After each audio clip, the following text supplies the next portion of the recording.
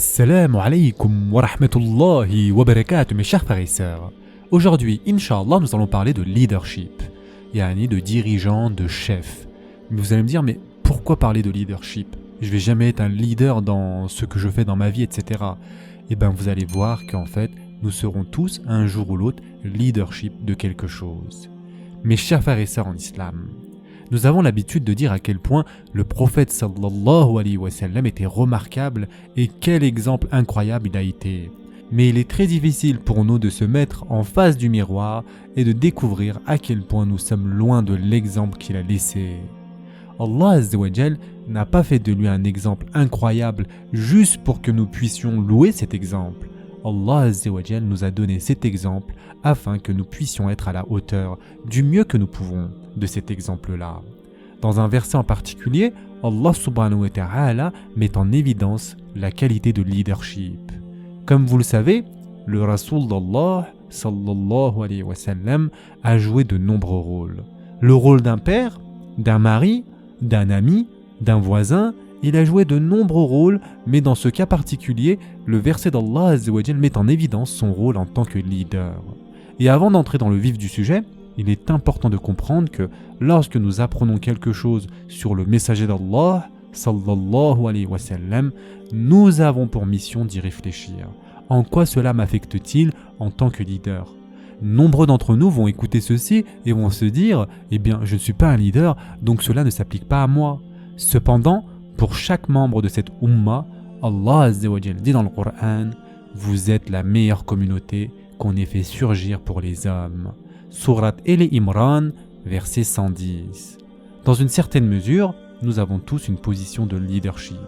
En effet, chacun d'entre nous, certains de nos rôles de leadership sont plus évidents que d'autres.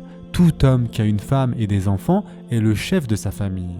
Vous dirigez votre foyer et donc lorsque vous apprenez quelque chose sur le leadership de Rasulullah sallallahu alayhi wa sallam et que nous apprenons quelque chose à ce sujet, nous devons l'appliquer à notre famille. Certains d'entre vous sont des managers au boulot, vous devez donc appliquer cela à vos employés car vous êtes le leader à leur égard. Certains d'entre vous sont des enseignants et vous dirigez votre classe, vous devez donc l'appliquer à cela. Certains d'entre vous occupent des postes de direction dans des organisations, dans des mosquées ou dans des écoles. Dans chacun de ces domaines, vous êtes responsable de ces personnes. Que ce soit à temps partiel ou à temps plein, que ce soit un peu ou beaucoup, peu importe. Mais dans presque toutes les institutions auxquelles appartiennent les êtres humains, il y a une hiérarchie et un leadership. Et dans bon nombre de ces cas, vous occuperez une position de leadership. Il ne s'agit pas peut-être d'un leadership absolu, il est peut-être limité, mais il existe néanmoins. Gardez à l'esprit que cette reconnaissance dans le verset que nous avons vu, qu'il ne s'agit pas ici seulement de notre bien-aimé, sallallahu alayhi wa sallam, mais à travers son héritage, il s'adresse à nous tous et bi'iznillah, nous pourrons tous en tirer profit de la meilleure des manières. Allah Azza wa Jal a révélé ce verset dans le contexte de la bataille d'Uhud. Dans la sourate Imran, Allah Azza wa Jal parle longuement. Une soixantaine de versets sont consacrés à une discussion sur ce qui n'a pas fonctionné à Uhud, et cela après la bataille. En d'autres termes, Allah Azza wa Jal n'a pas révélé ces versets avant la bataille, mais plutôt ces versets sont descendus après la bataille. La majorité d'entre vous le connaissent, et certains d'entre vous ont besoin d'un petit rappel. La bataille de Badr, comme vous le savez, fut un succès incroyable. Lors de la bataille de Badr, les musulmans ont pu lutter contre une armée massive, une armée beaucoup plus préparée et bien plus nombreuse que les Quraysh. Et néanmoins, ils ont réussi à anéantir 70 de leurs dirigeants. Mais la bataille d'Uhud fut exactement le contraire. Cela a commencé comme à Badr, les musulmans étaient en train de gagner au début, et ensuite, à cause d'une erreur stratégique commise par les archers que Rasulullah sallallahu alayhi wa sallam avait placés sur la montagne, on pourrait les appeler donc des tireurs d'élite aujourd'hui, mais à l'époque c'était des archers, il les a désignés pour rester à leur place et leur a dit que même si vous voyez des oiseaux manger nos cadavres, en d'autres termes, même si chacun de nous est mort, ne bougez pas de votre position, ne bougez pas de là. Cependant, ils ont vu le contraire. Ils n'ont pas vu les musulmans mourir ni les oiseaux manger leurs cadavres, ils ont vu que les musulmans étaient en train de battre l'ennemi. Et en effet, Allah subhanahu wa ta'ala a dit « Et certes, Allah a tenu sa promesse envers vous, quand par sa permission vous les tuiez sans relâche. » Surat Imran, verset 152.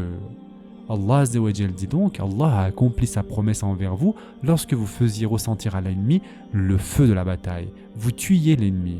L'ennemi s'enfuyait lors de la bataille d'Uhud. Et ceci est la description utilisée par Allah Azza wa Jal. Et c'est à ce moment qu'il y a eu un désaccord entre les archers. Le prophète, sallallahu alayhi wa sallam, leur avait dit de ne pas descendre de la montagne.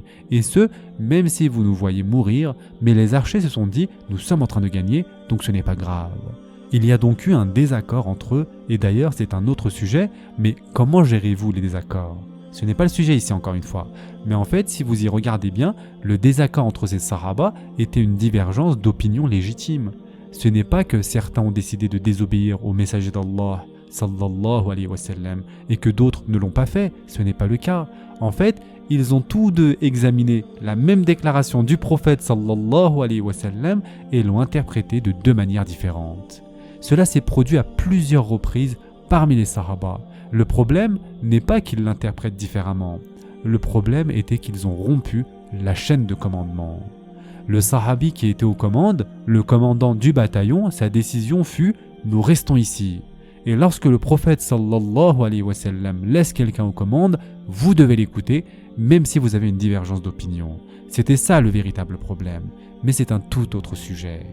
En tout cas, comme vous le savez, une partie des archers décidèrent de descendre, donc Khalid ibn al-Walid, dont on dit maintenant radiallahu an, mais à cette époque il n'était pas encore musulman, c'était un militaire expérimenté, il voit donc du coin de l'œil que les musulmans avaient quitté leur poste stratégique de tireur d'élite et donc il trouve une opportunité.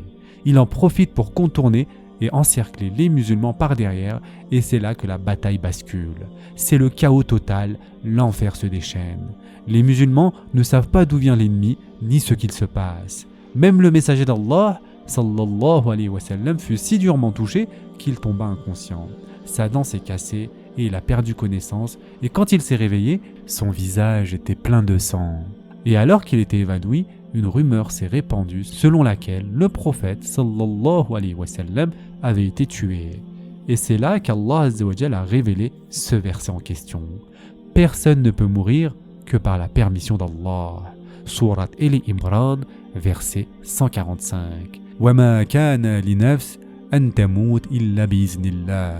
Aucun prophète ne peut mourir jusqu'à ce qu'Allah lui donne la permission. Il y a tellement de chaos sur le champ de bataille que des gens comme Omar radiallahu an, vous pouvez imaginer à quel point Omar radiallahu an est un atout sur le champ de bataille, il laisse tomber son épée et s'assoit. Il se dit à quoi bon maintenant ? Il a été tué, à quoi ça sert maintenant ? Les musulmans ont été démoralisés en effet. Puis ils ont appris que le prophète sallallahu alayhi wa sallam était en réalité toujours en vie. Les musulmans se sont alors mis en position de retraite et se sont dirigés vers la montagne. Et Allah Azza wa Jalla dit « Rappelez-vous quand vous fuyiez sans vous retourner vers personne, cependant que, derrière vous, le messager vous appelait. » Sourate Ali Imran, verset 153. Allah Azza wa Jalla décrit les sahaba en train de fuir en direction de la montagne en courant. Vous escaladiez la montagne et vous ne vous retourniez pas pour regarder qui que ce soit. En d'autres termes, vous étiez désespéré de sauver le messager sallallahu alayhi wa sallam de cette situation chaotique et d'ailleurs certaines personnes couraient devant et ont laissé le prophète sallallahu alayhi wa sallam derrière eux. Et donc Allah Azza wa Jalla dit « Rappelez-vous quand vous fuyiez sans vous retourner vers personne, cependant que derrière vous, le messager vous appelait. » Sourate Ali Imran, verset 153. Et le messager donc vous appelait derrière vous. Puis Allah Azza wa Jalla leur a donné le courage de riposter, ils ont renversé un peu la situation, mais quand tout s'est terminé, 70 des plus grands sahaba de la Ummah étaient devenus des shuhada. Ils avaient été tués. Et on va s'arrêter ici pour aujourd'hui mes chers frères et sœurs, la prochaine fois nous reprendrons directement ici. En attendant, prenez soin de vous mes chers frères et sœurs, et à très prochainement, Inch'Allah.